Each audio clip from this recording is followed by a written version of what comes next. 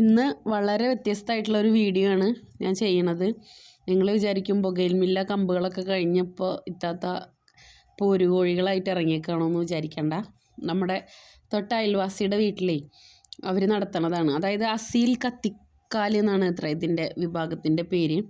ഇതിൽ 2 മാസം പ്രായമായ കോഴികൾ മുതൽ 1-2 വയസ്സുള്ള വലിയ കോഴികൾ വരെ ഇതിൽ ഉണ്ട് കേട്ടോ അവരുടെ അടുത്ത്.